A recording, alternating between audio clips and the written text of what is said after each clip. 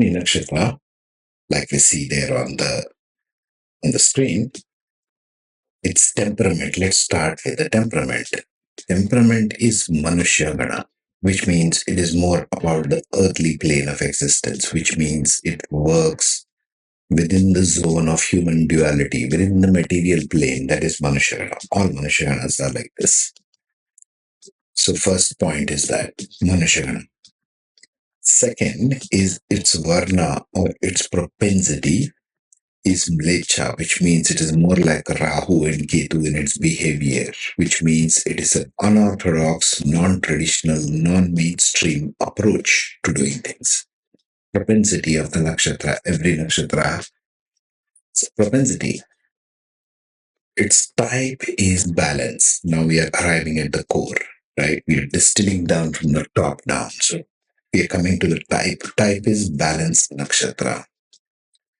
Now, one might say balanced nakshatras is, balanced. They are not on either side of going to too active or too passive. Third type, balanced. But there is a downside which can come into the balanced nakshatras, which means they can become too critical of others, other type of nakshatras, or what's going on in this case, because it's a Manushya Gana, it will get too critical about what's going on with the human beings at the material plane of existence. Like these people are not doing the right things. For example, politics, or for example, business, or for example, their personal life. They may tend to get very, very critical of things, criticizing things, rather than taking active participation. That's the challenge of balanced nakshatras. It's not necessarily all goody-goody. The drive of Bharani Nakshatra is sthiti, which means they are preservers, which means they like to keep things as they are. This is the drive of Bharani, to keeping things as they are, to preserve what is. We usually give these days more credence to creativity, to create something. That's not all. Once you create, you need to preserve it. That's the drive of Bharani Nakshatra. And that ties in closely to the life lesson of Bharani Nakshatra. What is the life lesson of Bharani? Keeping respectable boundaries, as you can see down there in the red box. Keeping respectable boundaries, bearing restraint and control in order to protect, holding burden with responsibility in order to deliver, like the womb. The symbol of Bharani is the female reproductive organ, the womb, the uterus. Okay? So, what does the uterus do? Think of that. Symbology in Vedic astrology is everything. Symbology, the Lord governing it, all these are the critical factors to determine how a nakshatra is functioning. And if you have more planets and points sitting in Bharani Nakshatra, either in your natal chart or in your D10 chart, this will become a very dominant theme in your life. So the drive of Bharani is to behave like a womb. It's challenge to you. It is asking you to become like the womb. What does the womb do? It nurtures a baby.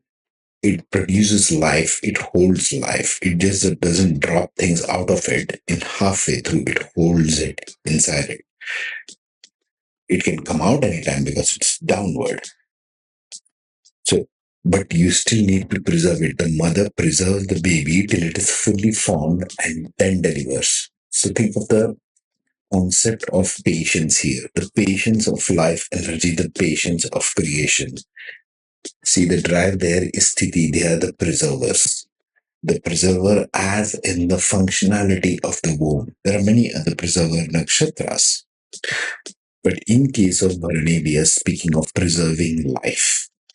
So the type is balanced and they need to preserve. Now, lastly, the Lord is Mars because it is sitting in Aries, which is a Kshatriya, which is a warrior like, which is a power, leadership, and politics. So, how does a nakshatra preserve something in an unorthodox way? okay, and preserve something through power, through leadership. This is the challenge of Bharani. Life lesson is to keep respectable boundaries. It keeps boundaries. It shields off stuff. Bharani needs to shield off things in life, in the human plane of existence, which are unnecessary.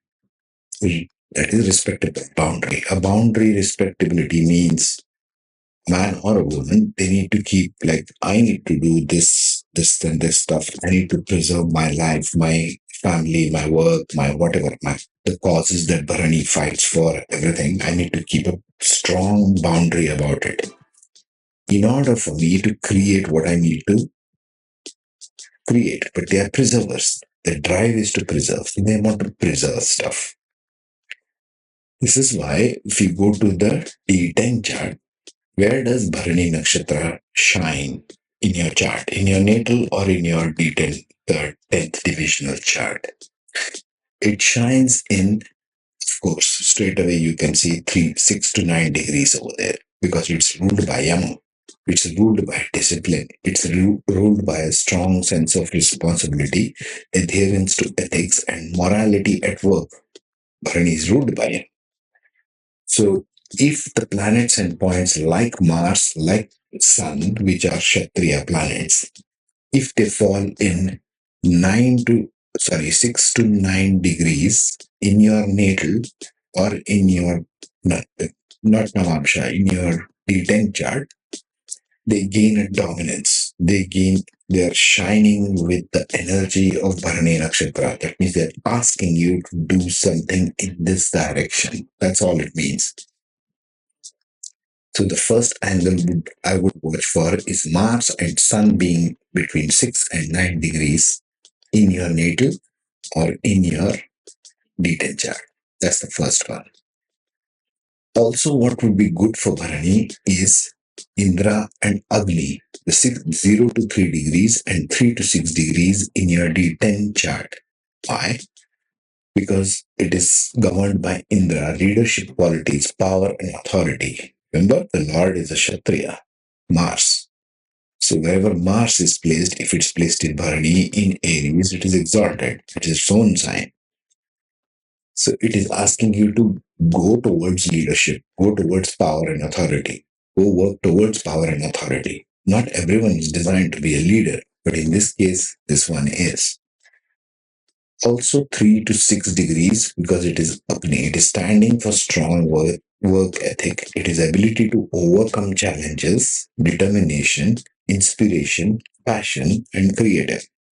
Not so much creative because Bharani is intent on preserving more than creating something new.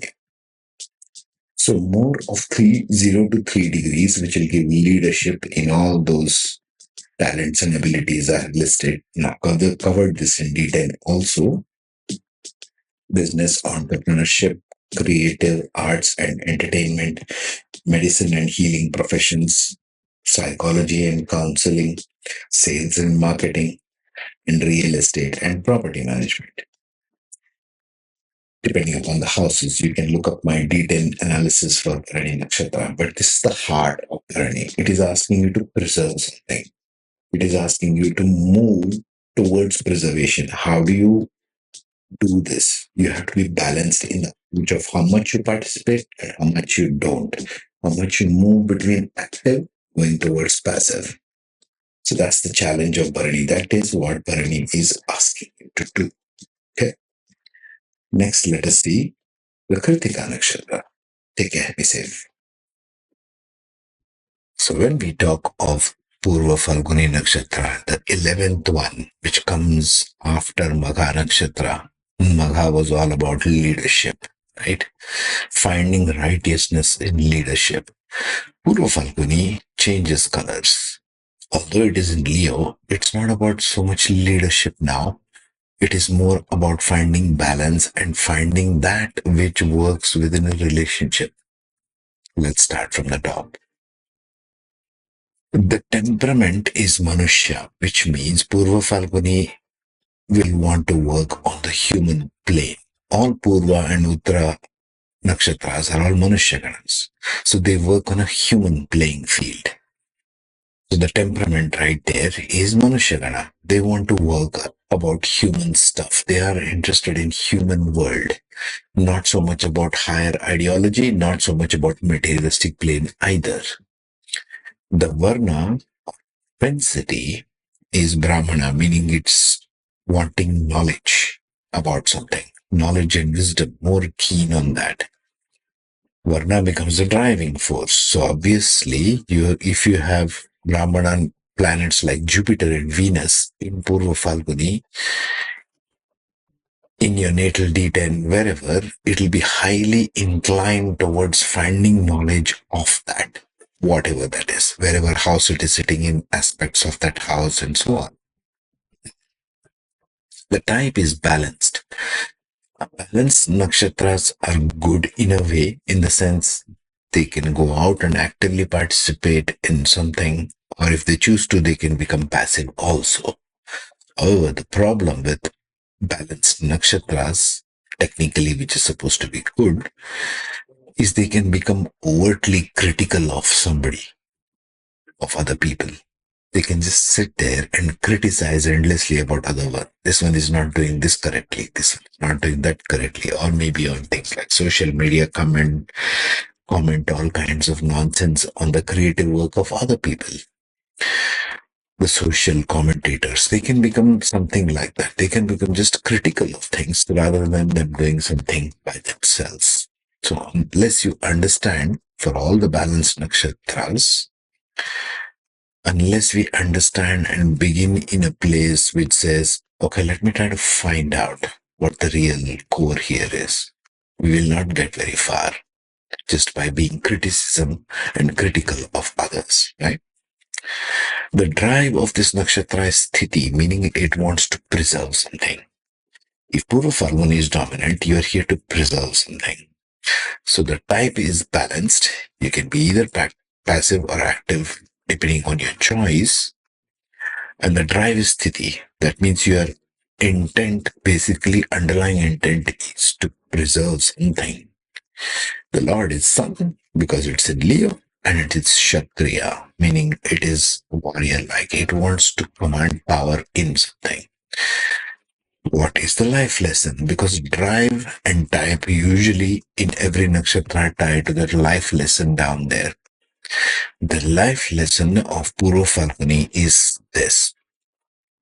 Trustworthiness is the best fruit in a relationship. What are you trying to drive at? It is a Kshatriya nakshatra, ruled by the Lord Sun, which is Kshatriya in nature, means it wants to go out and do something more than stay fixed and criticize others. It wants to. It is asking you to. But it wants to preserve something. So what is it trying to preserve? It is trying to preserve a relationship. Purva Phalguni, if it's dominant, especially in your 7th or in your 5th house or whatever it is, these people are popular. They are maybe actors and actresses, in movie industry, so to speak, creative performing arts. It's a highly creative nakshatra, but it wants to seek balance. Its type is balanced. You want to be having a balance between your inner and outer life. You want to be preserving a relationship, but they have a huge problem with trust. This is why they keep jumping from one relationship to another relationship. Trustworthiness is the best fruit. First, learn to trust. This is the challenge for Purva Phalguni. They have a problem with trust. And therefore, their drive is to seek that Brahmana, to seek that knowledge. And therefore, in your D10 chart, if Purva Phalguni is dominant, you would do very well in the Brahmana angles, which is the conclusion angles. Let's say 8th angle, 21 to 24 degrees, Ishana, ability to find deeper purpose and meanings.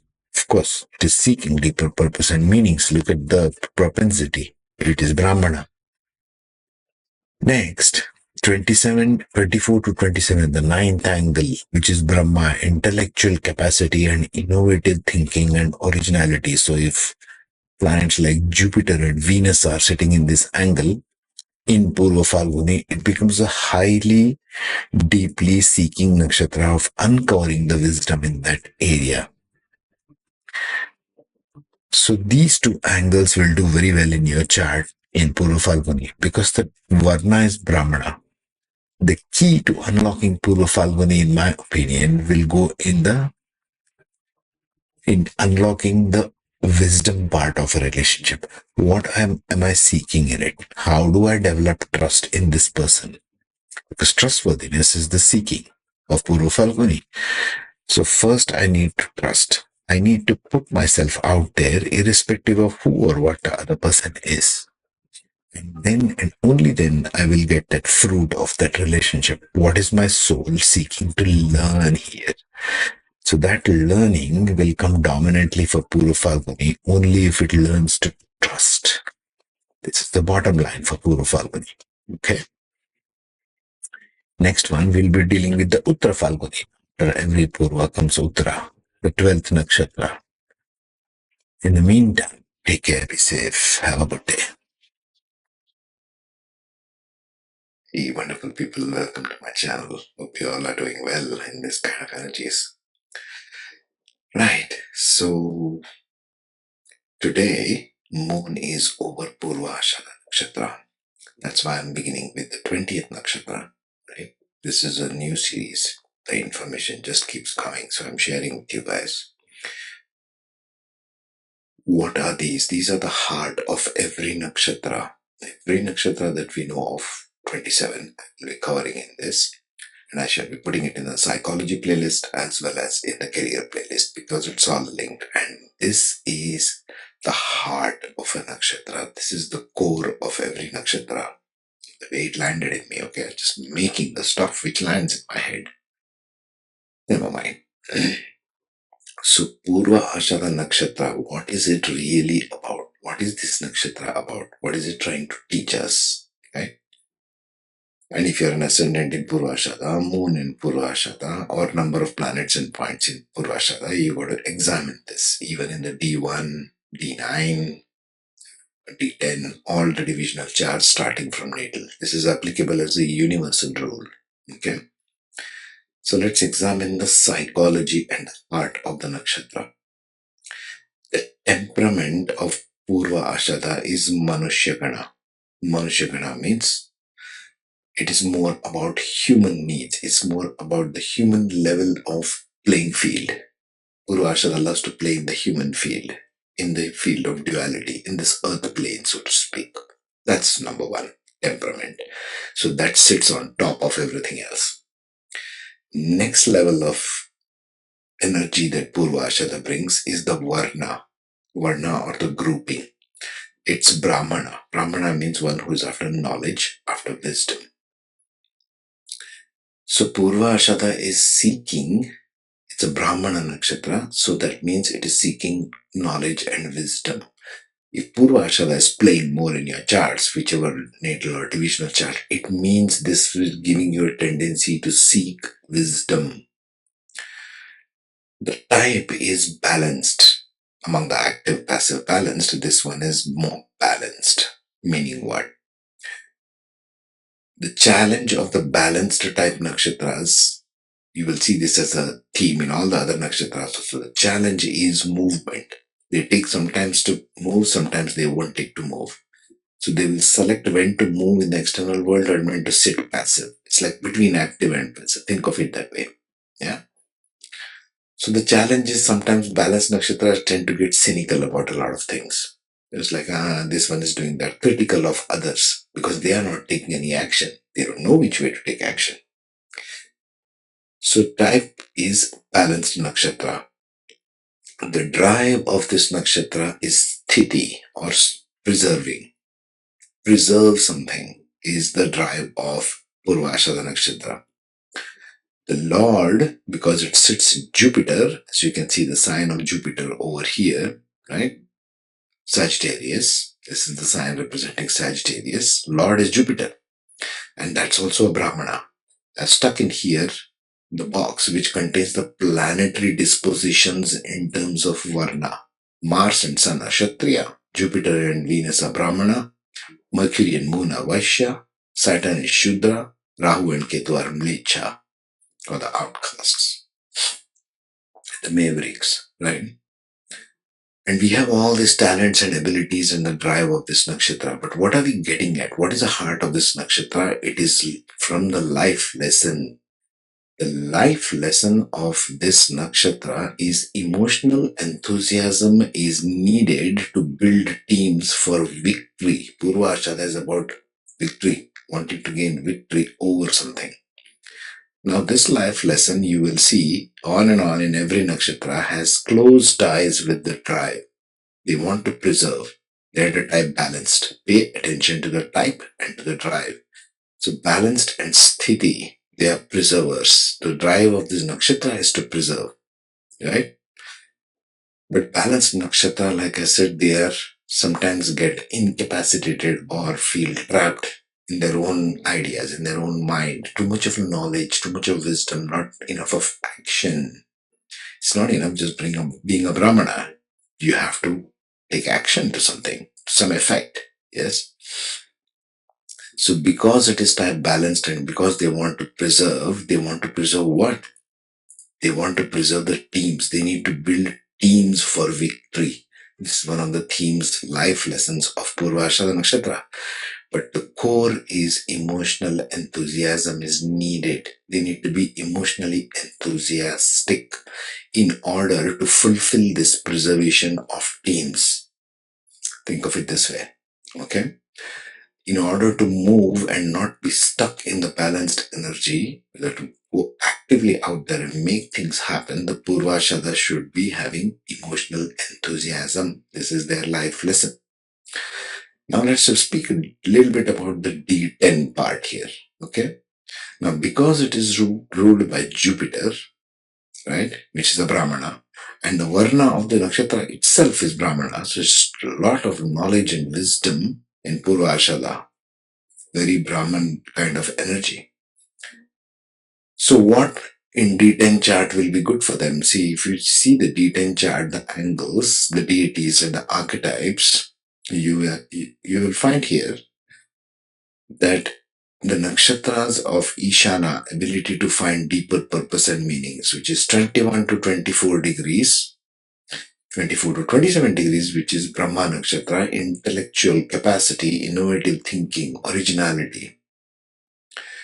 These two, 21 to 24 and 24 to 27, become dominant aspect, especially if the Brahmana planets, Jupiter and Venus, are placed in the D10 chart.